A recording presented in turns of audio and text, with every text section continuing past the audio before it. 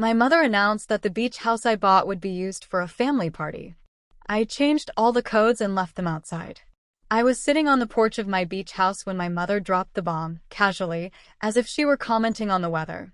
Your house is perfect for your father's 50th birthday. I've already told everyone it'll be here next month. I blinked slowly, trying to process what I had just heard. The sea breeze brought the smell of salt and sunscreen from some neighbor. It was a Saturday in March, still early autumn, and I had invited my parents to spend just one weekend. Just one weekend, because I was still trying to be the kind of daughter who keeps family close, even when family doesn't return the same effort. My mother was leaning back in the wooden chair that I had ordered and assembled myself, with that satisfied smile of someone who had already planned everything down to the smallest details. Beside her, my father waved his hand as if dismissing any objection I might have. And your sister is bringing the kids to stay for the whole week, my mother added, adjusting her sunglasses. You barely use this place anyway. I felt my throat tighten. On the other side of the porch, my 6-year-old nephew was dragging his skateboard across the wooden deck that I had just waterproofed. My older niece was eating chips and leaving crumbs everywhere. My mother said nothing to them. She never did. When they were my sister's children, everything was allowed. When it was me, at 12 years old, taking an extra cookie, it was a moral lesson about waste. I heard the sound of the sliding door closing behind me. My brother-in-law, Rodrigo, had gone inside to get more beer from my fridge, without asking, because in their minds, what was mine was also theirs. I didn't explode. I didn't raise my voice.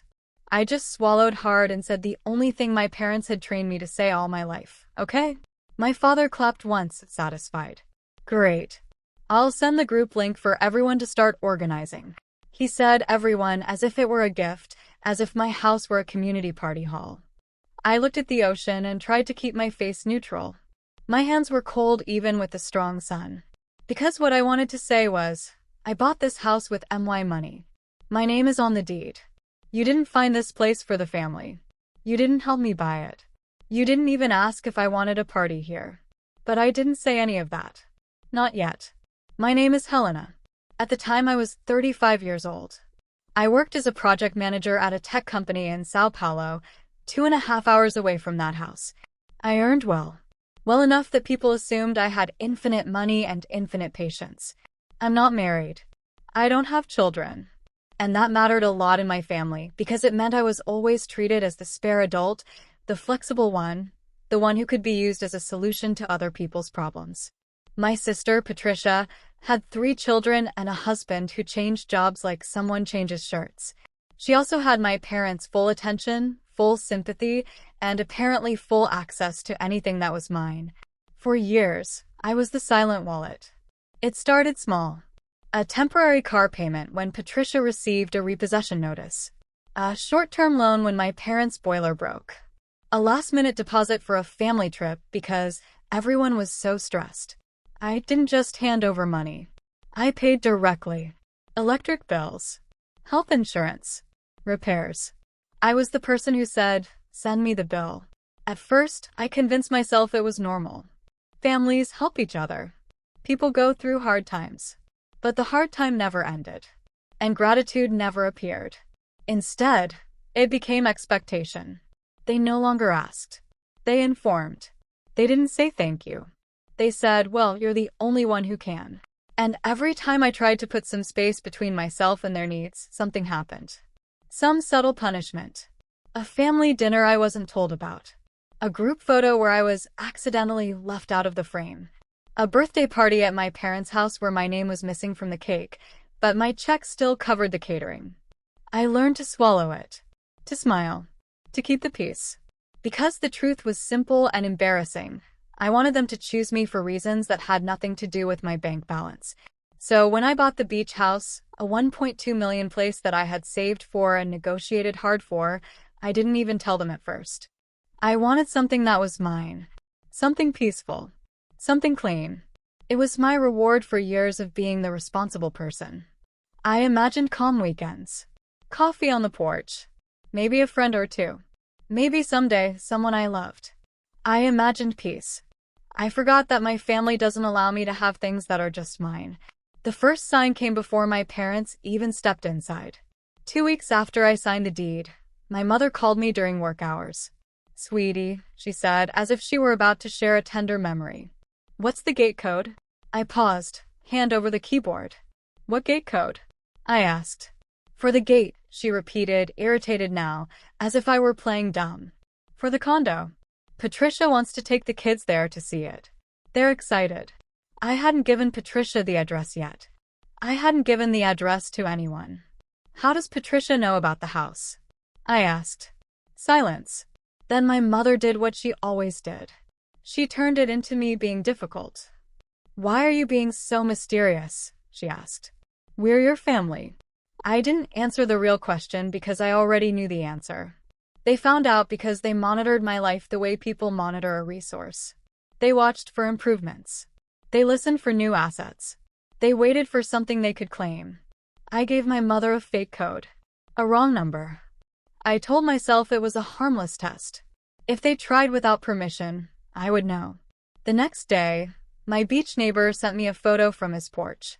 It was Patricia's van parked crooked in my driveway. Her kids running through my yard as if it were a playground. Patricia was holding a drink that she definitely hadn't brought from home. My neighbor's message was simple. "Did you know you have visitors?" My stomach dropped so hard I felt it in my chest. I called Patricia immediately.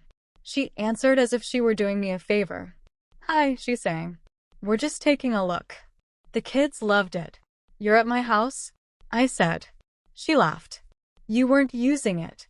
I squeezed the phone so hard my fingers went numb. "How did you get in?" I asked. Patricia paused for a second, as if thinking which lie would be easier. "Mom gave me the code," she said. I felt my face heat up. "That wasn't permission," I said low. "You can't just show up." Patricia's tone became sharp. "Relax," she shot back. "It's not like we're breaking anything." In the background, I heard the sound of something breaking and one of her kids yelling, "I found a room with bunk beds." That wasn't a room with bunk beds. It was my office. "Patricia, get out of there." "Now," I said. She let out air as if I were exhausting. "Okay," she said. "My God, you don't need to be weird about it." Then she added, like a final punch, "Dad said we're going to use it anyway for his birthday." It was the first time I realized this wasn't a misunderstanding. It was a plan. So when my parents stood on my porch that March day and casually announced the takeover, it wasn't a surprise. It was just audacity. And that audacity did something to me. It took all my old excuses. They mean well. They're stressed. They don't realize. And tore them into something ugly and clear. They realized. They didn't care. They had decided that my life was a shared family resource, like a club membership. And if I didn't fight back, they would take everything quietly. So I smiled, nodded, and said, "Okay." And then I went inside and started making a list. Not an emotional list. A practical list. Locks. Codes. Gate access. Garage keypad. Wi-Fi. Security cameras. Spare keys that I had stupidly hidden under a pot because I thought I lived in a normal world. I knew exactly what would happen if I confronted them directly. My mother would cry. My father would get aggressive. Patricia would start messaging cousins and turn the story into "Helena hates children. Helena thinks she's better than us. Helena doesn't want to share." They would make it a moral issue. So I didn't give them that chance. I let them continue believing they had one. And then, quietly, I removed their ability to take from me. The following Monday, I made calls as if I were managing a business transaction. First, I called the locksmith. I scheduled a complete change of all exterior locks. Front door, back door, garage entrance, basement entrance, even the gate that gave direct access to the beach. Then I called the security company and reset all the codes. I changed the admin login. I removed any family member access that had been added during the initial setup. Because yes, my mother had insisted she needed it in case of emergencies. I remembered the expression on her face when she said that. It wasn't concern. It was control. Next, I logged into the condo portal and changed the gate access list. They had a section for recurring visitors. I deleted everyone except myself. I created a new visitor pass. Temporary, by appointment, and linked only to my phone. I completely disabled the old keypad code. Finally, I drove there on the weekend and did a sweep. I checked the hiding spots. Under rocks. Inside fake plant pots. Behind the grill. And there it was. A spare key I didn't remember leaving. Which meant someone else had left it. I held it in the palm of my hand for a long time, looking at it as if it were proof of something I didn't want to admit. My family had treated my house as theirs from the minute they knew it existed. I threw the key into the ocean. It sank without drama. It seemed appropriate. Then I went inside, sat at the kitchen island, opened my laptop and accessed the cameras. I watched my own empty living room from 3 different angles. It was strange to feel safer in my own home because I had started protecting it like an asset under threat. But I felt safer. For the first time in a long time, I felt like I was making an adult decision that protected me. Then I went to the refrigerator and stuck a small note on the inside of the cabinet door where only I would see it. It said, "This is not a family resource." I didn't put it there for motivation. I put it there because I knew how easy it was to be manipulated by guilt back into old patterns. I needed a reminder. The birthday was scheduled for the 3rd weekend in April. I didn't remind them about it. I didn't mention it. I let them build their fantasy. My mother sent messages in the family group, one I usually ignored because it mainly contained photos of my sister's kids' soccer games and passive-aggressive memes about family values. Mom posted, "Can't wait for us all to be together at Helena's beach house." My father responded with a thumbs up. Patricia replied, "The kids are already packing their bags." A cousin responded, "Wow, Helena, you're so generous." I stared at that line for a long time. Not because it hurt. Because it proved my point. They weren't even pretending it had been my choice. They had turned it into a performance. Look what Helena is doing for us. Generosity was the fantasy they dressed my boundaries in. So I stayed silent.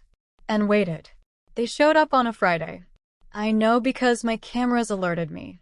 I was in my apartment in Sao Paulo eating delivery food, trying to pretend I didn't care when my phone buzzed. Motion detected, garage. I opened the feed. And there it was.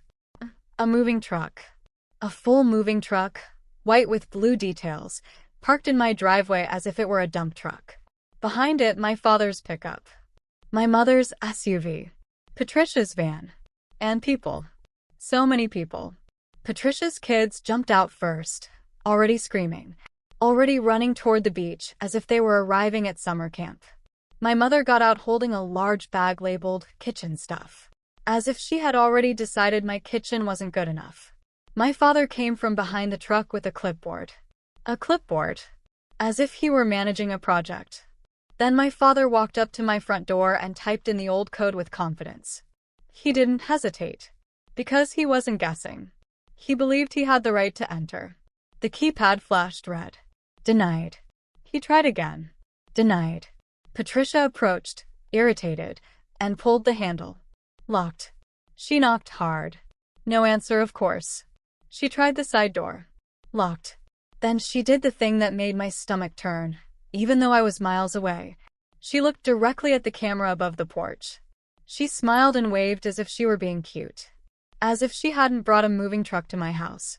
My father stepped back and looked around, confused at first. Then the confusion changed to irritation.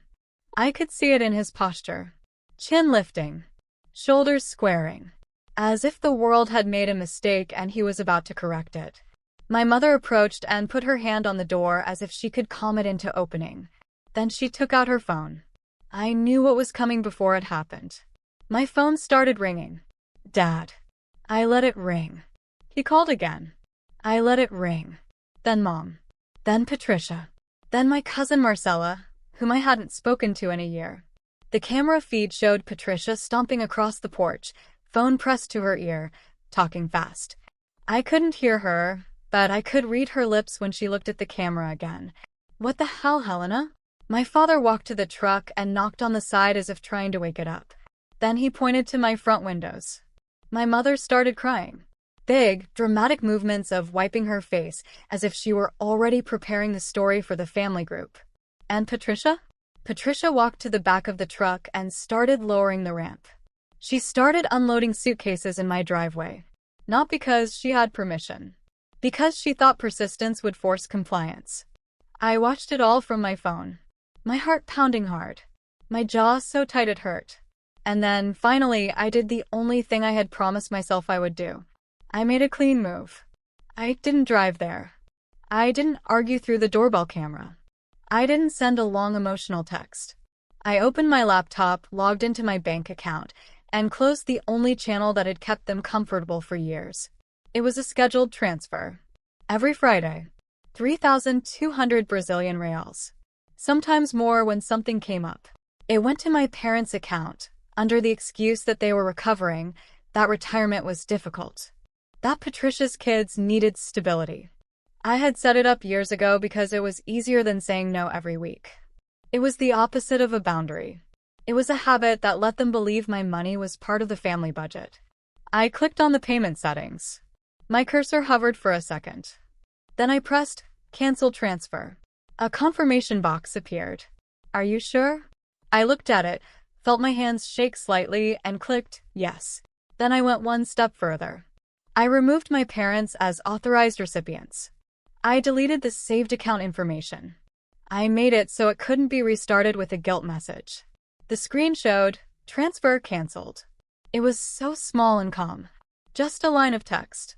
But my chest released as if someone had cut a rope I didn't realize was choking me. Then I made one more call. Not to my father. Not to my mother. To the condo security office. I said, Hi, this is Helena. There are unauthorized vehicles trying to access my property. I'm the owner. I want security to be aware that no one has permission to enter unless I personally add them. The woman on the phone didn't ask for family details. Didn't ask for history. She just said, Understood. We'll take care of it. That's what boundaries sound like when they're respected. Then I opened my phone and sent a message to the family group. One sentence. No insults. No explanations. No one has permission to use my beach house. Please leave the property. I hit send. And then I turned my phone upside down. I didn't watch the cameras for a minute. I just sat there in my apartment and listened to my own breathing. Because for the first time, I wasn't negotiating my own life. I was simply enforcing it. The reaction came fast. My father left a voicemail that started calm and ended sharp. Helena, stop this. We're here. People traveled. You're embarrassing your mother. My mother texted, Why are you doing this to us? Everyone is watching. Patricia texted, My kids are crying. I hope you're proud of yourself. Then the cousins started. Not all of them. Some were confused. Some were angry. But one message came that made me stop. It was from my aunt, my father's sister, Aunt Vera. She was the only adult in my family who always spoke to me like a person. Her message was simple. Did you say yes to them? Or did they tell you? I stared at that question for a long time, because it hit the truth so clean it hurt. They hadn't heard my yes. They had assumed. I replied, They told me. Aunt Vera replied, Then let them learn. I didn't cry, but my eyes burned. I checked the cameras again. My parents were still on the porch. But now there was another vehicle in the driveway. Condo security. 2 men in plain jackets. Composed posture. Professional distance. One of them spoke to my father. My father pointed to the house. Arms open. As if he were presenting a case. My mother wiped her face with a tissue. Patricia was standing next to the truck ramp with her arms crossed. Mouth tight. Furious that reality wasn't obeying her. Then something happened that made my stomach turn in a weird way. Security didn't argue. Didn't debate family politics. They simply gestured. Toward the vehicles. Toward the road. Leave. My father's shoulders dropped slightly. Not in regret. In anger.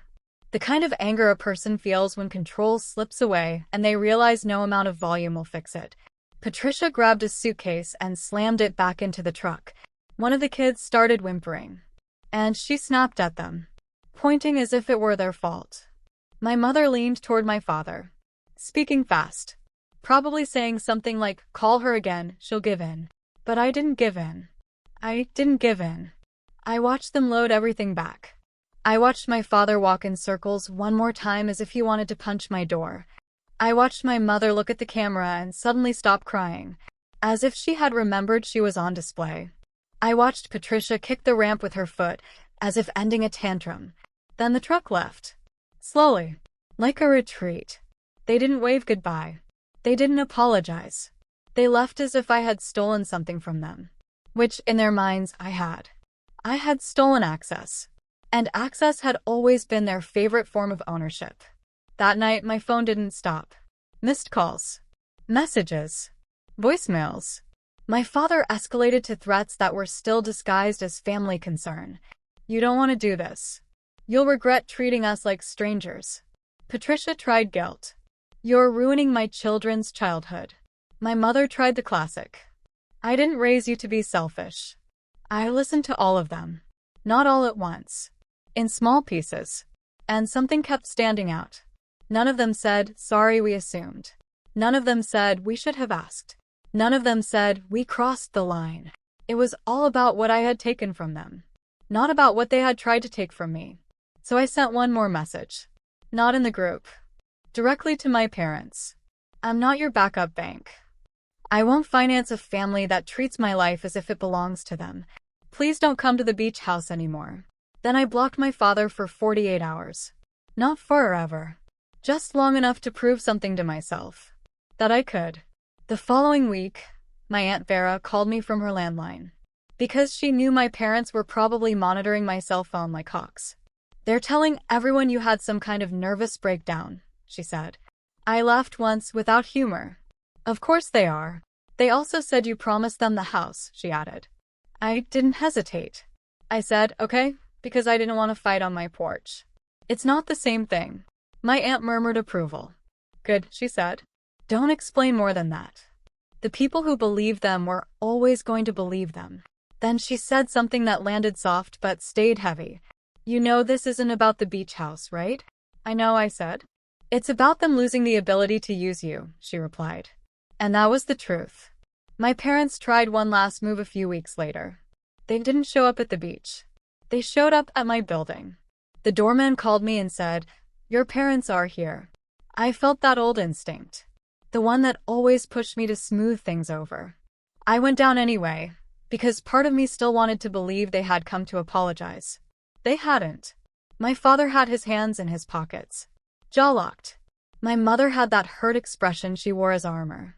My father said, are you really going to do this? I said, calm and steady, yes. My mother said, after everything we did for you. I almost laughed again. But I didn't. I said, you didn't do it for me. You did it for access. My father's eyes narrowed. Then he tried the final angle. You don't have a husband. You don't have kids. Who are you saving all this for? There it was. The silent contempt. The idea that my life didn't count unless it was structured the way they approved. I looked at him and said, for me. Just that. For me. My mother opened her mouth to cry again, and I cut her off with the only phrase that mattered. I won't finance a family where I'm not respected. My father stepped forward as if to argue. But the doorman was there, watching, polite and solid. And my father hates being seen as the problem. So he did what he always did when he couldn't win. He turned it into a dramatic exit. My mother hissed, you'll regret this, as if it were a curse. And they left. The consequences were exactly what you'd expect. Patricia posted vague Facebook statuses about toxic people and selfishness. My mother stopped liking my photos, as if that were punishment. My father told the extended family I was being controlled by money. But the bigger consequence was quieter. They actually had to pay their own bills. Patricia actually had to plan her own summer. My parents had to accept they couldn't just announce things and make me execute them. They didn't like it. But they adjusted, because people always adjust when the free ride ends. And me? I started sleeping better. Not perfectly. There were nights when I still felt guilty, because guilt was the language my family used to keep me obedient. But the guilt got smaller every time I didn't feed it. A month later, I drove to the beach house alone. I went on a Wednesday, deliberately. No holidays, no special occasion. Just a normal day. The air was warm. The water had returned to blue. The trees were full and noisy with birds. I parked in the garage and walked to the front door. And for the first time, I didn't tense up. I typed in the new code and entered. It smelled like clean wood and lemon cleaner. Quiet. Mine. I made coffee, took it to the porch, and sat in the same chair my mother had sat in when she announced my sister's kids would stay for the whole week. I looked at the ocean and allowed myself to feel something I wasn't used to feeling. Relief. Not triumph. Not revenge. Just relief.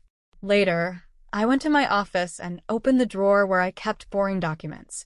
Insurance papers, receipts, manuals. That little note I had stuck on the cabinet door was still there. This is not a family resource. I took it out, folded it once, and put it in the drawer. Not because I didn't need the reminder anymore. Because I had built the reminder into the structure of my life. Locks, codes, boundaries, and the simplest truth I had ever said out loud. For me. That night, I grilled fish, ate on the porch, and watched the sunset. No screaming. No guilt messages. No one unloading baggage as if my life were their storage unit. Just the sound of water against the pier. And in that silence, I understood something I should have learned years ago. I didn't lose my family that day. I stopped renting myself to people who never planned to treat me like one. In the weeks that followed, life continued in a strange and liberating way. I went to work. I came home. I did my things. And for the first time in years, I didn't have that constant weight of waiting for the next request, the next manufactured emergency, the next bill that miraculously only I could pay. The family group went silent. No one posted anymore. It was as if they had collectively decided I didn't exist, and honestly, it was a relief. But life has a way of testing boundaries, especially when you've just set them. 2 weeks after the birthday incident, I received a call from a number I didn't recognize. I almost didn't answer, but something made me answer. Helena. It was my oldest niece's voice, Julia. She was 14. It's Julia. My chest tightened. Hi, Ju. Are you okay? There was a pause. Then she said quietly, "Can I ask you a question?" Of course. Why don't you like us anymore? The question hit me like a punch. Because it was exactly the kind of thing I knew Patricia had planted. It wasn't a genuine question from a confused child. It was emotional ammunition, delivered through an innocent voice. I took a deep breath. Ju, I like you. Very much. I'll always like you.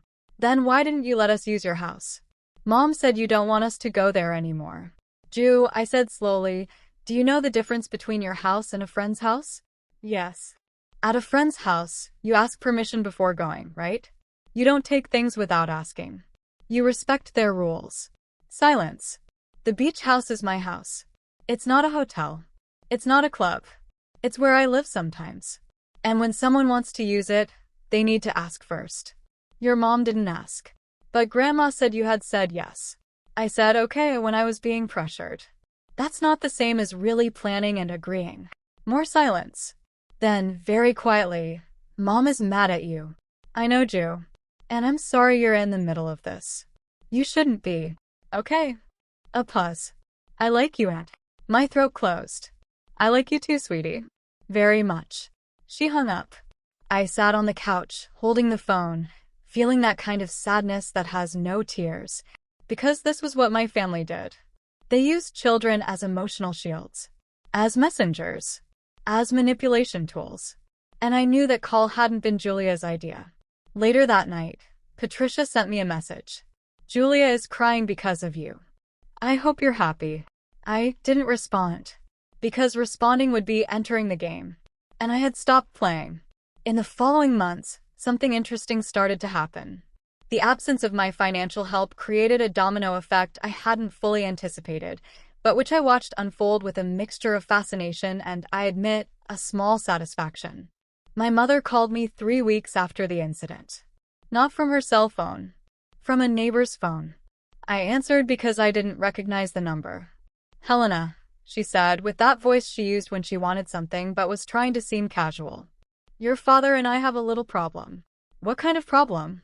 I asked, already knowing where this was going. His car is making a strange noise. The mechanic said it needs to replace something or other. It'll cost about 5,000 reis. Silence. She was waiting for me to say the automatic phrase, send me the bill. But I didn't say it. That's too bad, Mom, I replied. I hope you can work it out. Another pause longer. Helena, we don't have that money right now. I understand. It's difficult when unexpected expenses come up. Helena. Now the voice was sharper. You know we can't pay for this. Mom, you have retirement. You have a paid-off house. You can get a loan, pay in installments with the mechanic, or sell something. Those are the same options any person has. Are you doing this because of that beach house nonsense? This is ridiculous, Helena. We're your family. I took a deep breath. Precisely because we're family is why this hurts so much. You never asked me. You demanded. You never thanked me. You expected. And when I tried to have something just for myself, you tried to take it by force. We didn't. You showed up with a moving truck, Mom. A truck. Without permission. She was silent for a moment. Then, are you going to leave your father without a car? No. You're going to have to figure out how to fix your car. Like adults do. She hung up on me. 2 hours later, I received a flood of messages in the family group. My father had posted, "Family is about being there in difficult times. Some of you have forgotten that." Clearly directed at me. The cousins started commenting. Some with hearts. Some with amen. A cousin I always liked, Lucas, sent a private message. "Is he talking about you?" "Yes," I replied. "What bullshit. Does he still owe you money from that 2019 loan?" I blinked. I had forgotten about that. "He does. It was $15,000, right? He told everyone he had paid you back." My stomach sank. Not from sadness. From clarity. He didn't. Not a penny. I figured. He did the same thing to my dad. Took a loan and never paid it back. My dad cut ties with him because of it. That gave me an idea. An idea that was perhaps petty, but also fair. I opened my bank records. I started noting everything. Each transfer. Each direct payment. Each temporary loan that was never returned. I made a spreadsheet. Date. Amount. Description. The total made me nauseous. 186,400 Brazilian reals. Over 7 years. 186,400 reais. More than the down payment I made on the beach house. I saved the file. And then I did something I knew was crossing a line from which there was no return. I wrote a long message. Very long. And I posted it in the family group. Since we're talking about family and being there, I thought it would be good to clarify some things. In the last 7 years, I transferred or paid directly 186,400 Brazilian reals in temporary loans, bills, and emergencies for members of this family. I have every receipt, every proof, every statement. Not a penny was returned. No real thanks were given. Instead, it became expectation. When I bought my beach house with MY money that I earned, I didn't ask anyone for help. I didn't ask anyone's opinion. And I certainly didn't offer it to anyone to live in. But even so, they showed up with a moving truck. Without asking. Without permission. They tried to make me believe that I was the problem for setting boundaries on MY property. So here's the final boundary. I will no longer be this family's bank.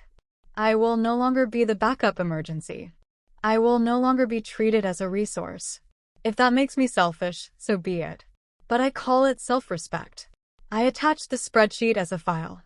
I hit send. My heart was beating so hard I could hear it. For 5 minutes, nothing happened. The digital silence was deafening. Then chaos began. "Patricia, you can't expose the family like this." My father, "Delete this now." My mother, "You're embarrassing everyone." But then other messages started appearing. Cousin Camila, "Wait, 186,000? Cousin Lucas, "Well, at least now it's documented." Aunt Vera, "Clapping hands, clapping hands, clapping hands." And then the message that changed everything. From a person I didn't even expect. My other aunt, Sylvia, my mother's younger sister, who had always been quiet at gatherings. "Helena is right. I'm tired of seeing her be used. Tired of seeing my sister and brother-in-law treat their daughter like a walking piggy bank while they splurge on barbecues and trips. Helena, you're brave. And I should have defended you before." My father tried to remove Aunt Sylvia from the group. But he wasn't an administrator. My cousin Marcella was. And Marcella didn't remove Sylvia. Instead, Marcella removed my father. The irony was delicious. My phone exploded. But it wasn't just angry messages.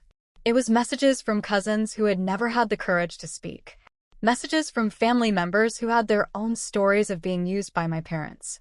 One cousin told how my father had borrowed 8,000 Brazilian reals to fix the roof and then showed up with a jet ski. A cousin told how my mother had borrowed jewelry from her for a wedding and never returned it. The more people talked, the clearer it became. I wasn't the only victim. I was just the only one who had enough money to be drained regularly. That night, my Aunt Vera called me. "Your mother is furious," she said, and I could hear the smile in her voice. "I imagine. She called me saying you humiliated her publicly. She used me publicly for years. I just brought the evidence." Aunt Vera laughed. "Your father is saying he's going to sue you for defamation. Defamation requires it to be a lie. I have proof of everything." "I know. That's why he won't do anything. He's just performing." She paused. "You know some family members are going to hate you for this, right?" "I know. But I'd rather be hated for defending myself than loved for sacrificing myself." "Wise," she said softly. "Very wise." In the following days, something unexpected happened. Patricia posted on Facebook a long dissertation about toxic family members who think money is more important than love. She didn't tag me, but everyone knew it was about me. I could have stayed silent. Should have, probably. But I decided that since I had crossed the line, I might as well go all the way. I commented on her post publicly. "I completely agree. Family members who only show up when they need money and disappear when you set boundaries are truly toxic. I'm glad I'm learning to protect myself from them." Some of her friends tried to defend me in the comments, saying, "Wow, that's heavy." But then people who knew me, coworkers, real friends, started commenting too. A colleague wrote, "I've known Helena for 6 years. She's one of the most generous people I've ever met. If she cut someone off, that person deserved it." Patricia deleted the entire post within an hour. But the internet is forever.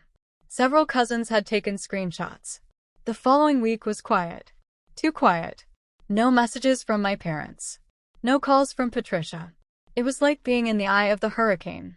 Then, on a Saturday morning, I received an unexpected visit at the beach house. I had gone there to spend the weekend, trying to enjoy the place that had cost so much effort to protect. The doorbell rang. I looked through the camera, expecting to see a delivery person or neighbor. It was Julia, my niece. Alone. My heart tightened. I opened the door immediately. "Ju? What are you doing here? Does your mom know you came?" She looked down, nervously fidgeting with her backpack. "No. I took an Uber. I used the allowance Grandma gave me." "Julia, I needed to talk to you." She raised her eyes, and they were full of tears. "Can I come in?"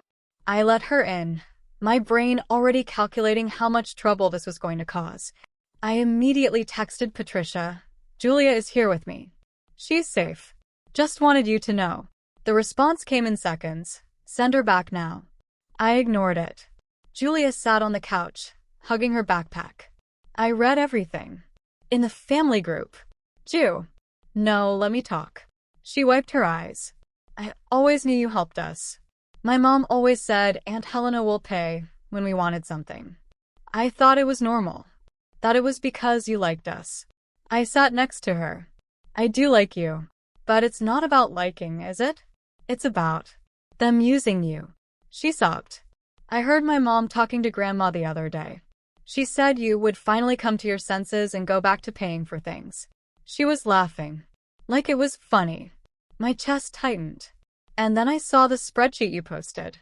186,000 reis." She looked at me. "Aunt, that's a lot of money." "It is. And they never paid anything back?" "No. That's wrong." Her voice became firmer. "That's very wrong." I pulled her into a hug. She cried on my shoulder for a while. When she finally calmed down, she said, "I don't want to be like them. You're not Jew. You never will be." "How do you know?" "Because you came here. Because you asked questions. Because you want to understand. They never did any of those things." She stayed with me for a few hours.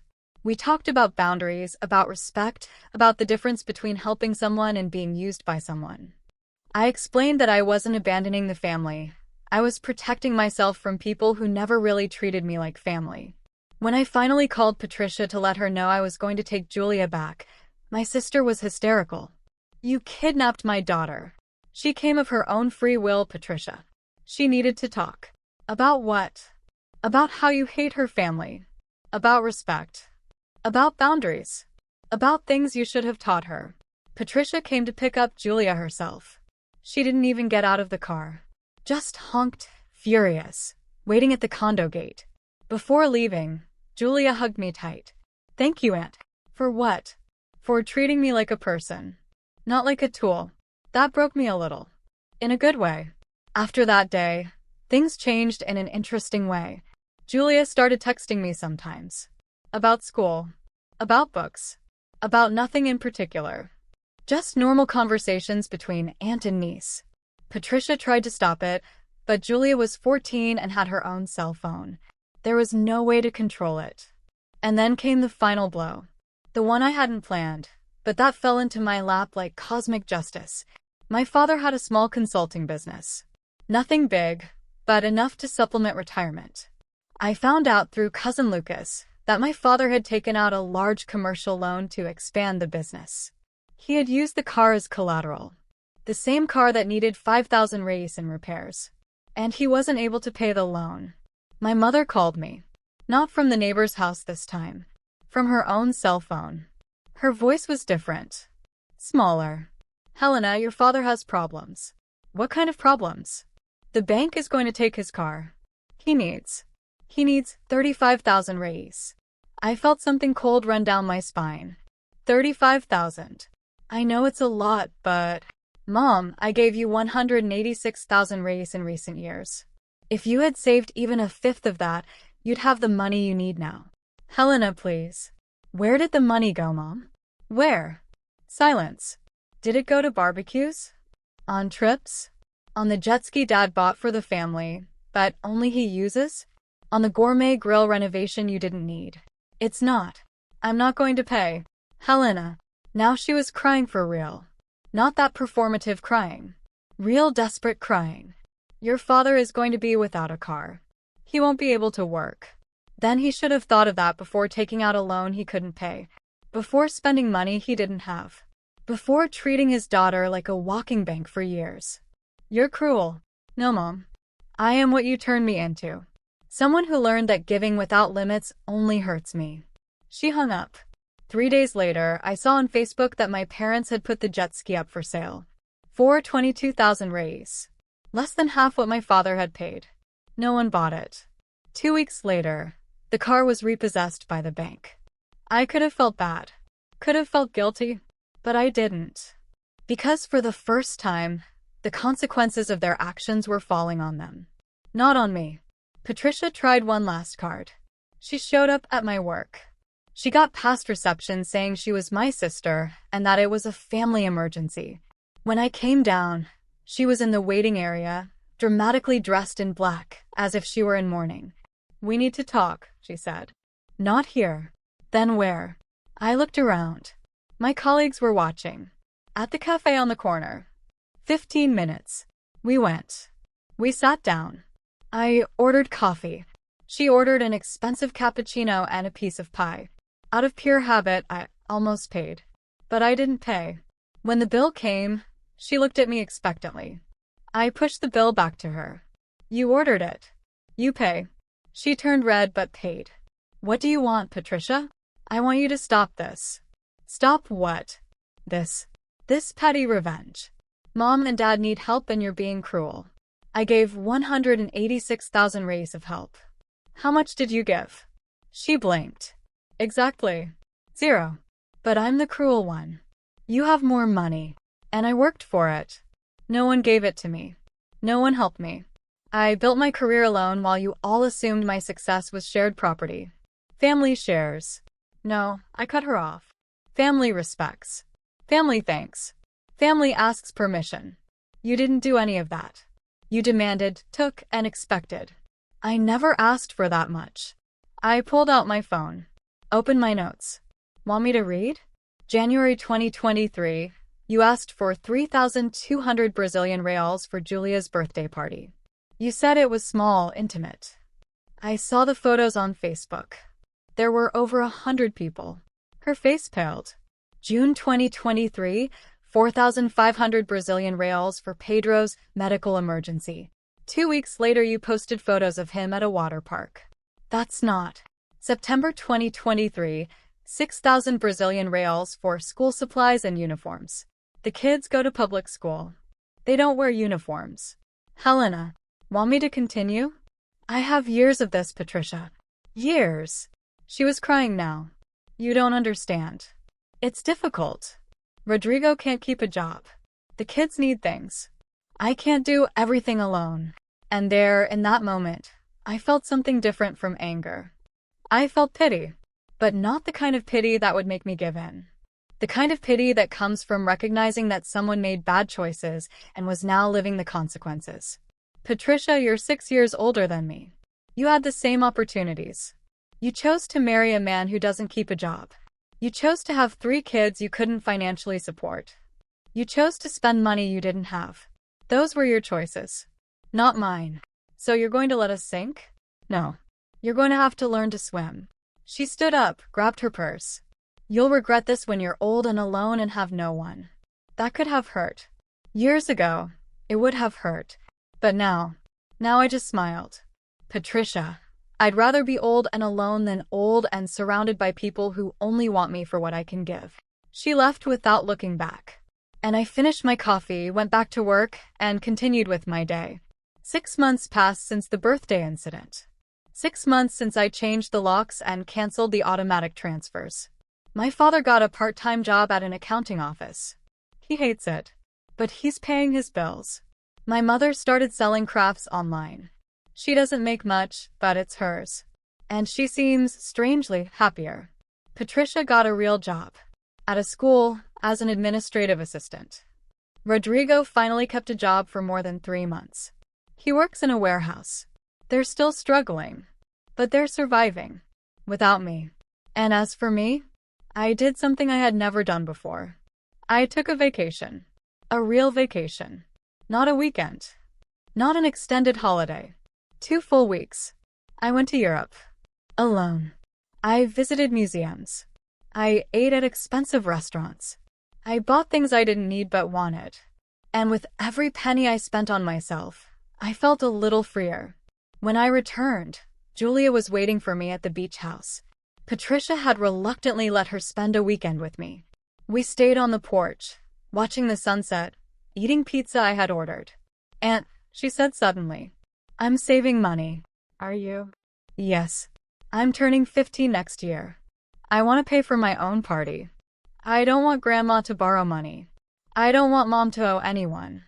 I looked at her, this 14-year-old human being who had learned, through my accidental and painful example, something about dignity. "I'm proud of you," I said. "I learned from you. You know what's funny about revenge? Sometimes it's not about doing something terrible to those who hurt you. Sometimes it's simply about stopping hurting yourself for them. Sometimes revenge is living well. It's protecting your peace. It's choosing yourself. And sometimes, just sometimes, it's teaching the next generation that they deserve to be more than tools in the hands of those who should love them."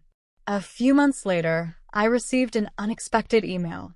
It was from my mother. The subject was, "No expectations." I opened it with a tight heart.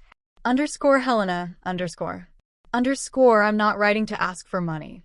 I know you don't believe that, but it's true, Your father and I have talked a lot these last few months. About how we raised you and your sister. About the choices we made. About how we treated you, I won't say it was easy when you cut off financial support. It was humiliating. It was scary. I was angry. Very angry, but it forced your father and me to really look at our lives. To see where the money was going. To admit we were living beyond our means and using you as a safety net, This isn't a complete apology. I still don't know how to apologize for years of. I don't even know what to call it. Exploitation seems too strong. But maybe that's the right word, underscore. Underscore, I just wanted you to know, I'm working. Really working. And it's been good to have something that's mine. Something I built. Even though it's small, underscore. Underscore, I also wanted you to know that I understand now why you did what you did. And that. I think you were right, underscore. Underscore with love, no expectations, comma underscore. Underscore mom underscore. I had tears running down my face before I even realized I was crying. I didn't respond immediately. I let the message settle. I processed. 2 days later, I replied. Underscore mom underscore. Underscore, thank you for writing that. I know it was difficult, underscore. Underscore, I don't know if things will go back to the way they were. Honestly, I don't know if I want them to go back. Because the way they were hurt me, underscore. Underscore, but I'm open to seeing how things can be. New terms. New respect, underscore. Underscore, if you and dad want to come to the beach house some weekend after we agree on a date in advance, I would love to have you, underscore. Underscore as guests. Not as owners, underscore. Underscore Helena underscore. It took 3 weeks, but she replied accepting. We set a date. A Saturday in November. When they arrived, something was different. My father didn't try to enter as if he owned the place. He waited on the porch, hands in his pockets, looking uncomfortable but respectful. My mother brought a jar of jam she had made herself. From the online sales, she explained almost shyly. I wanted you to try it. We spent the day together. It was strange. It was uncomfortable at times. There were heavy silences. But there were also laughs. There were real conversations. There was, for the first time in years, the feeling that they saw me as a person. Not as a resource. When they were leaving, my father stopped at the door. Helena, he said, his voice hoarse. I don't know if you can ever forgive me. For what we did. How we treated you. I don't know either, Dad, I said honestly. But I'm willing to try to build something new. If you are. He nodded. His eyes were red. They left as the sun set over the ocean. And I stood there on the porch of my house, and realized I was no longer carrying that weight. That constant expectation. That fear that they only loved me for what I could give. Maybe they would never love me perfectly. Maybe we would never be a margarine commercial family. But for the first time, there was the possibility of something real. Something honest. And that, I realized, was worth more than any fantasy of a perfect family I had sacrificed myself to maintain. There was no explosive revenge. There was no cinematic moment where everyone admitted their mistake and begged forgiveness. Real life doesn't work that way. But there was this, natural consequences. Respected boundaries. Recovered dignity. And the most important lesson I learned? Sometimes, the most loving thing you can do for them and for you is to stop allowing them to hurt you. Sometimes letting someone fall is the only way for them to learn to stand. And sometimes saving yourself is the only kind of rescue that really matters. Today, 2 years after that day on the porch when everything started to change, I'm sitting here in the same place. The air smells like salt and fresh coffee. The sun is rising over the ocean, painting everything gold and pink. I have plans for today. I'm going to finish that book I bought. I'm going to take a walk on the beach. Maybe I'll call Julia and see how she's preparing for college entrance exams. And tonight, I'll just sit here and appreciate the silence. The silence that isn't loneliness. It's peace. The peace that comes from finally, after so many years, belonging to myself. My house. My money. My life. My choice. And that, finally, is enough. It's more than enough. It's everything. If this story touched you in any way, please leave a like and subscribe to the channel for more stories of overcoming injustice. Your comments and support make all the difference for other people who may be going through similar situations. Until the next story.